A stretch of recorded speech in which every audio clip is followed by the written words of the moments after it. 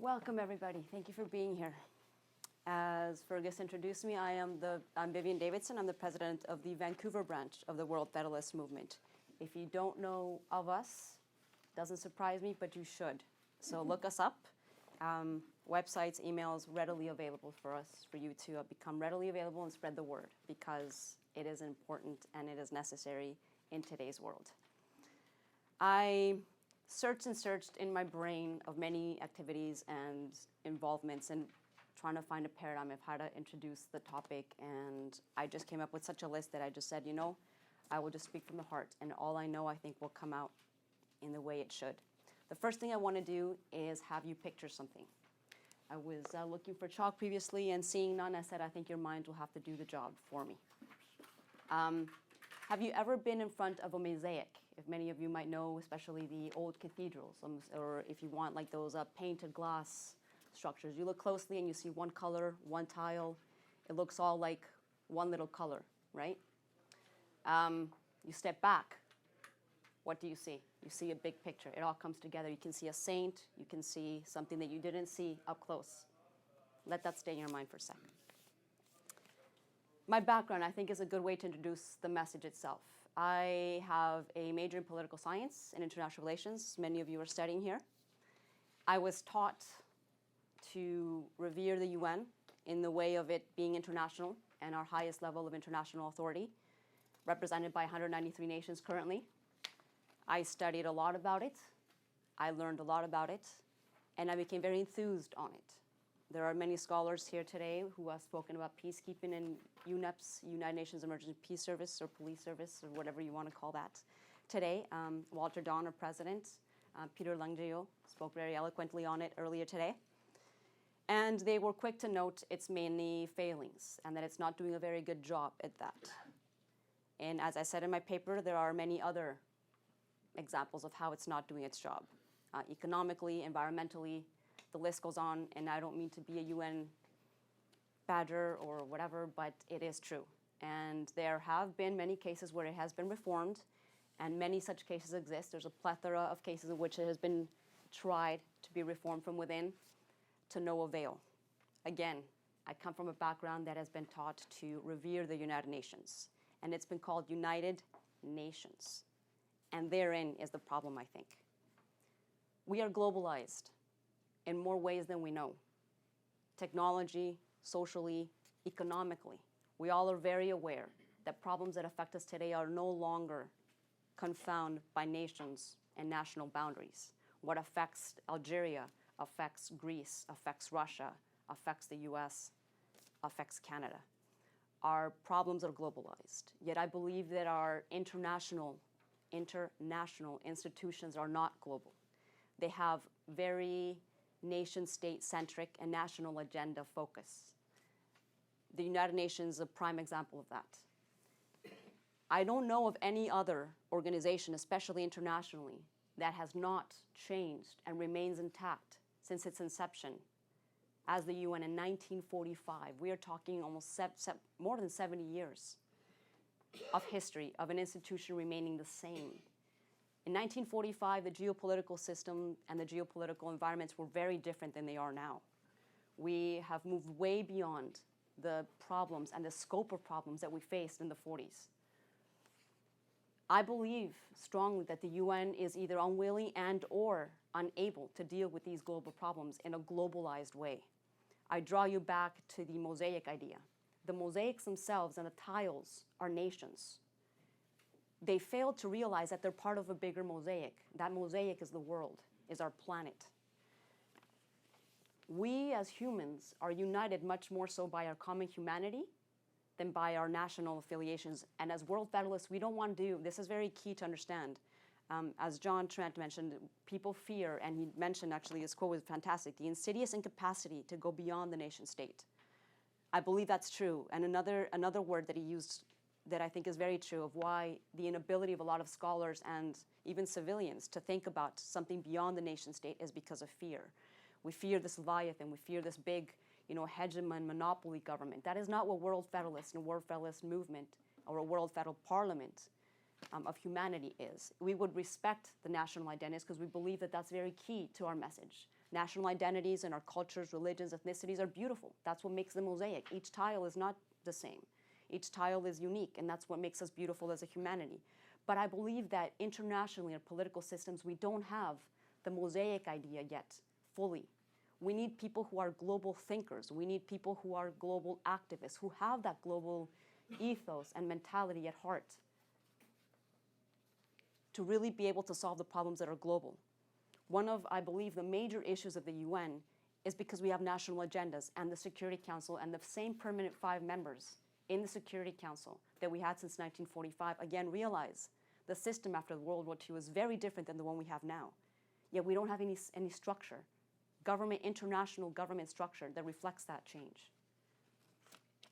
What I want to see is a system that is able to encompass these global mentality and goes beyond the nation state level. I want to refer you to a few quotes about this very problem in my paper on page 2. Michael Mendelbaum wrote a very good book. He says, "A Fate of Nations," and I quote, "There is no supreme international authority to this day to protect all states as government protects individuals within states." So basically, in a word, our international system is in a state of anarchy when it comes to global affairs. Reforms from within the UN have been tried many times, and global problems have been tried to address global security threats, environmental crises, terrorism, all these global problems that don't affect one nation state anymore but affect the planet as a whole, have not been adequately or sufficiently addressed because, again, it goes back to national agendas. It's not in the interest of 1 or 2 nation states, most particularly any of the Security Council members, and it's vetoed, and it doesn't get passed. It could have been to the benefit of the other 180 or 170 or even 20 or 30 or 40 countries. If it's not in the interest of one nation, particularly those with the veto power of the Security Council, it goes nowhere. We need to move beyond that. The UN, I think, is very good with national or maybe even, concentric circle issues, but not when it comes to global affairs. So as a world federalist, as a pure world federalist message, I would like to see part of the federalist message is going, the federalist issue is we have local municipal governments, we have national governments. Now I think we need to move beyond that to have a planetary global government with global thinkers to address global problems adequately. Another quote I think is on page 6 is by our former Canadian Prime Minister, Pierre Trudeau. He once said, and I quote, "The classical scope of responsibility to oneself, one's family, one's community, and nation must be broadened. This responsibility, in short, must be universal in concept and planetary in scope." So yes, there is a fear, scholars, academics, politicians, even people, to think that there is something else and outside of the UN because it's understandable. We are comfortable with what we know. Let's change what we know. Let's amend what we know. We're familiar with the UN. We know the UN. Let's make it better. Sure, let's try that. But many people have tried since the 1940s, 1950s, 1960s, 70s. I go on. We're in 2016 at the end of it, and we have the same structure for global affairs that are way beyond the capacity, strengths, and abilities of the UN, as has been demonstrated many, many times. Even today, I said this morning, in security and peace issues. Under the Charter of the UN, it says to protect people and prevent the scourge of war that they had in World War II. The League of Nations tried, and it came after World War I.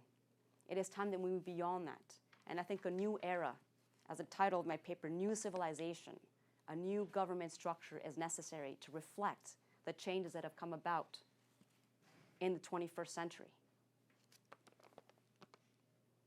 It's a simple idea to grasp, and I think most people whom I approach, they understand it. We're global. We're humans.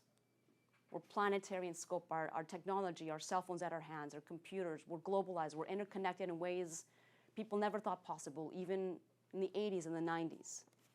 Our technology is expanding exponentially and rapidly. Yet our political system is stuck. We're in a stalemate. The United Nations, and I believe particularly because, again, of the Security Council, is in a stalemate and it's a logjam. I used to be, not too long ago, in my university years, a fervent and admirer of the UN. I studied peacekeeping. I wanted to be a UN peacekeeper. I wanted to work as a translator at the UN. Quickly, though, I started to realize these thinkers from Einstein, even back as Plato, were thinking about something called world government. How many of you, when I say world government, think of the UN? I was one of those. I started researching and said, well, why does Einstein say this world government? I thought that was the UN. Why did Plato? Why does Gandhi? Why does all these, the Pope? Actually, I want to read you a quote later on about the Pope. He was addressing all religions, by the way, not just Christians or Catholics. Why are all these wonderful people talking about something world government that's not the UN? And I started to realize, that's right, the UN is United Nations. Yeah, we are more than that. We're a planet. And there doesn't seem to be a group of people who adequately represent that, except the United Nations that, again, back to the mosaic, are very much into their tile mentality. If it doesn't fit their national interests, fit within their national ideas, within their budgets, within the military-industrial complexes, and I sound like a skeptic or a one of these conspiracy theorists, but it's true. It took me a while to realize it, and once I did, I couldn't unsee the truth. If it doesn't fit within the complexes or the budgets or the trillions of billions of armament budgets and constraints of national agendas, then it's not in the interest of humanity, and I think differently. I think as humans, we all deserve equal respect, equal protection, equal security, equal peace. And I think it's time that we have an institution that reflects that reality and that truth.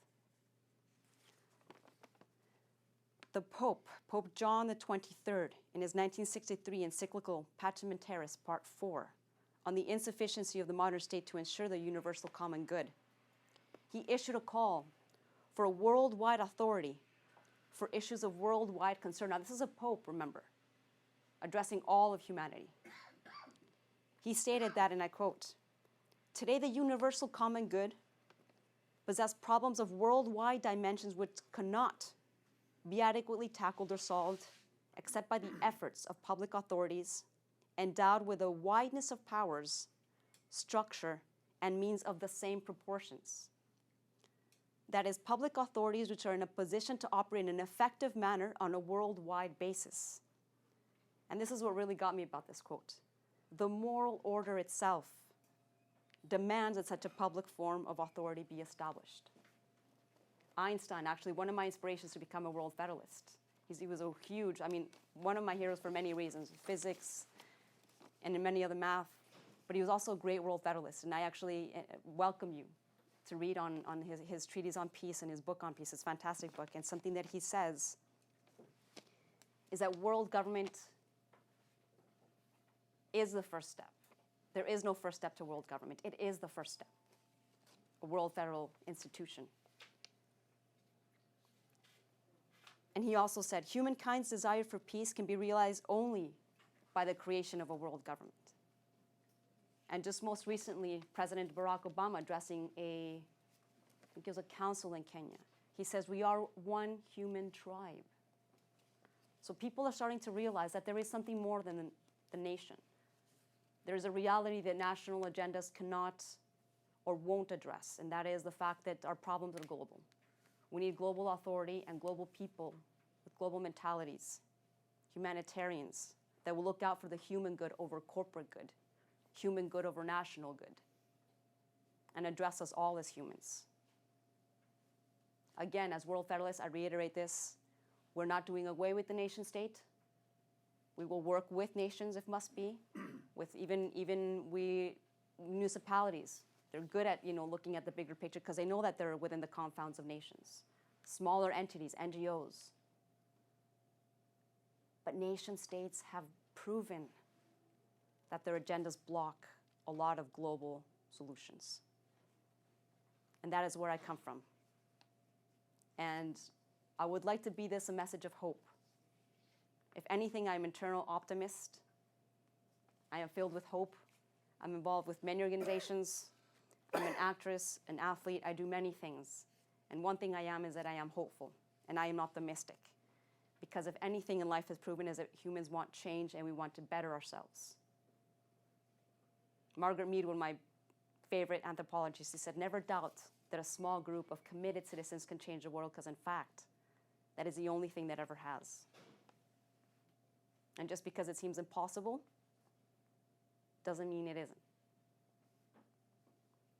I wouldn't be standing here today, women wouldn't have a vote, blacks and whites wouldn't have equal vote, if it wasn't possible, and if a few group of people didn't think it was possible. And I think it's possible. And I challenge you and I welcome you to think it's so as well. Thank you very much.